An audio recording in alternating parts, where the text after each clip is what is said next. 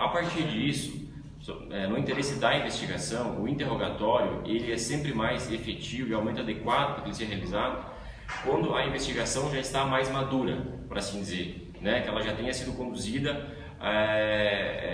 no ponto em que a gente já tem todos os elementos informativos referentes às circunstâncias do acidente, como ele ocorreu, quais são todos os fatos pertinentes ao caso, para que o investigado possa então ser questionado, né, em relação a todos os elementos que são interesses à investigação.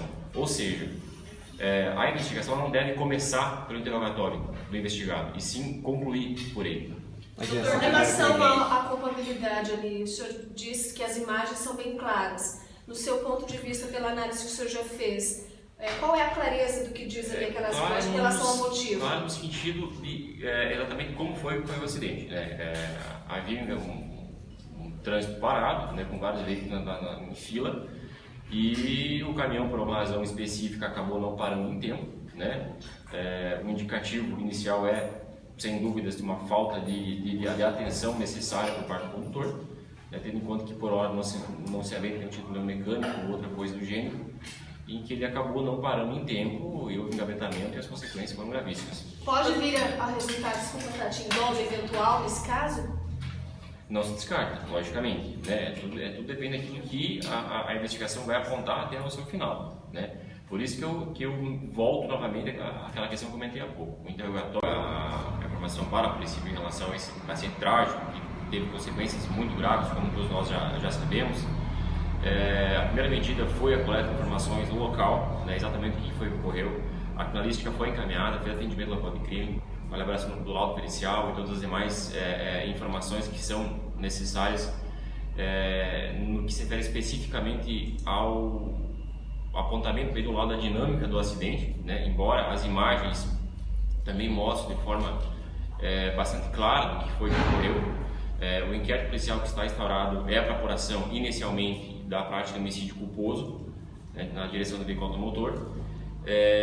Em relação à oitiva eventual flagrante dele, não porque nós entendemos assim, mas porque a lei assim estabelece, né? É que quando o condutor não foge do local, até para que haja um incentivo, para que não haja a prática desse tipo de conduta, é que não se impõe a prisão em flagrante, né? Salvo um outro delito paralelo, mas especificamente em relação à lesão corporal culposa ou homicídio culposo no trânsito, por imposição legal, como eu mencionei, não por uma decisão da autoridade policial ou outro policial em serviço, né? É que não se impõe a prisão em flagrante e, em razão disso, a condução obrigatória do suposto causador do acidente para que seja ouvido naquele momento. A partir disso, no interesse da investigação, o interrogatório ele é sempre mais efetivo e aumenta adequado para ele ser realizado quando a investigação já está mais madura, por assim dizer. Tem esse equipamento eletrônico no caminhão ou é desconhecido ainda? Eu não tenho todas as informações no momento, né? Como as diligências estão em andamento, né? Então isso é uma questão importante sim. Ainda tem uma verificação específica no utilitário para ver se a gente vai ter todos os elementos disponíveis para conseguir subsidiar o nosso inquérito policial. O tacógrafo já chegou? Pelas informações, ele parou em 80 km por hora ali no momento da batida. E aí eu tenho que ver com a investigação da equipe de campo, né? Mas essa é uma análise que vai para a perícia, né? Nem vem especificamente para o nosso cartório policial aqui. Então é feita a apreensão e a partir disso é feita uma análise pericial do equipamento. Logo depois que ele veio para cá, ele não chegou, mesmo que não tenha tido um interrogatório oficial, a comentar nada sobre o acidente, se lembrava, se não lembrava, se ele percebeu algum tipo de falha no caminhão? Eu não estava no plantão no final de semana, né? Foi meu colega que entendeu, mas a informação que eu tenho é que ele não chegou a ser apresentado para a autoridade policial, né? Justamente por ser conduzido e por não estar presente a situação dele, não estar presente uma condição que se imponha a prisão em flagrante. Doutor, nós tivemos, além desse caso aí, 3 mortes desse acidente, outras 4 pessoas morrendo aqui no perímetro urbano, na região Lindo-Oeste, né? Ubiratã. O que tem acontecido de acidente com morte, com responsabilidade, vem sendo assim algo impressionante ultimamente. Dá para perceber que ninguém quer matar ninguém. Agora está faltando um pouco de consciência também das pessoas em saber que, olha, pode ser submetido, de acordo com a legislação penal em vigência, a um homicídio culposo. De repente é isso que pode estar acontecendo, que certamente esse a um homicídio culposo. De repente é isso que pode estar acontecendo, porque certamente esse não é o primeiro nem o último inquérito a ser aberto para apuração de responsabilidade em caso de morte e acidente. Não só nesse caso, como todos os demais, logicamente, é aberta a investigação pela Polícia Civil e sempre que a gente aponta os elementos necessários ali, indicando a culpa pelo acidente, né, e quem foi responsável, vai haver a punição na sequência. Embora, como via de regra, neste procedimento a pessoa não responda ao processo com a liberdade segregada, mas ao final a condenação vem. O que existe é a falta de conscientização no sentido de que as pessoas acabam por imaginar que sempre vai acontecer com o outro, e não é assim que funciona, né? Então, os cuidados com o trânsito é de todo mundo, né? Infelizmente, a gente ainda vive uma época em que o desrespeito às regras de trânsito e às questões de segurança, elas são reiteradas e por um número muito grande de pessoas. Eu acho que todo mundo é ciente disso.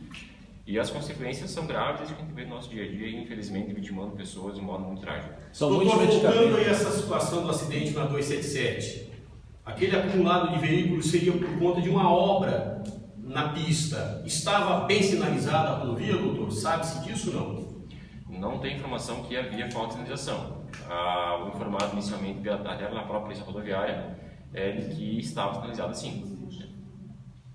Doutor, muitos motoristas utilizam, né, de artimanhas para muitas vezes se manter acordado e continuar conduzindo o caminhão por várias e várias horas consecutivas, né? O rebite é a droga mais conhecida. Tudo depende daquilo que a investigação vai apontar até o seu final, né? Por isso que eu volto novamente àquela questão que eu comentei há pouco. O interrogatório, muitas vezes, feito de modo um tanto assodado, muito rápido, muito cedo, ele acaba até prejudicando a realização de questionamentos e perguntas específicas que vêm diferenciar essa linha essa questão que é muito tênue entre um dolo eventual e entre uma culpa consciente na prática de um crime. Doutor, dá para dizer, de repente, que ele estaria em alta velocidade pelas imagens, porque o trecho ali é de 70 km por hora, segundo a PRF, né? E a forma como ficaram os carros, a forma como ocorreu, vocês teriam como identificar? Seria um tanto precipitado só pelas imagens, sabe, né? Mas aí é a perícia que vai apontar ali, a partir dos danos provocados, a velocidade aproximada do que o caminhão transitava no momento ali, além da leitura do tacógrafo também. Vocês já solicitaram isso para a empresa? Já.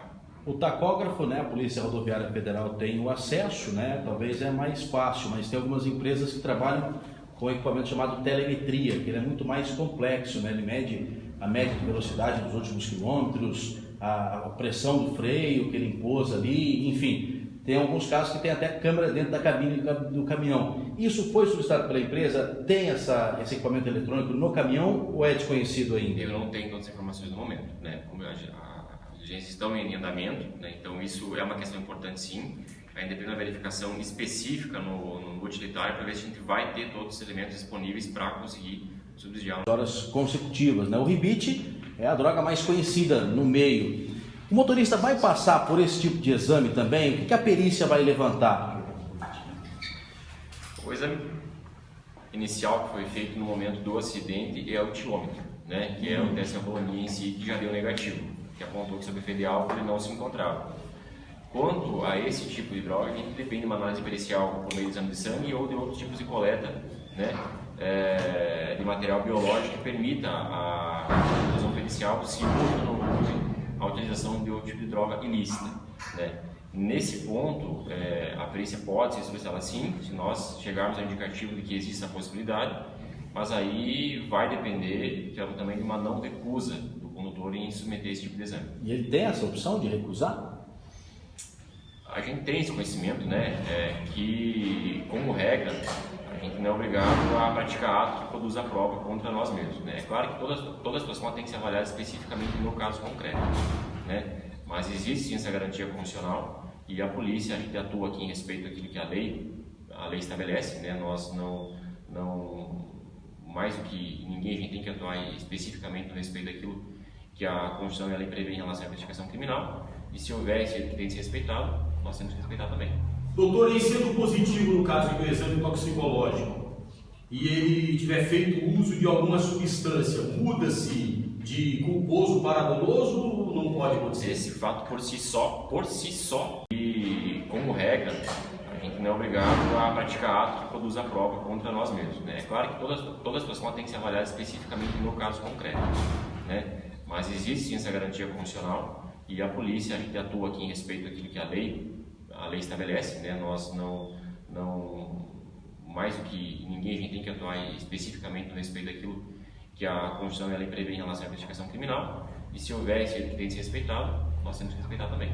Doutor, e sendo positivo no caso do exame toxicológico, e ele tiver feito uso de alguma substância, muda-se de culposo para doloso ou não pode acontecer? Esse fato por si só, não, né? Mas que é um elemento preponderante, um elemento que influencia muito na conclusão final acerca dessa questão, com certeza. Fatalmente 3 pessoas e mais alguns feridos. Delegado, a princípio todo mundo aqui vai querer saber se ele vai responder por homicídio culposo, mas antes disso, foi ouvido, está marcado o depoimento, qual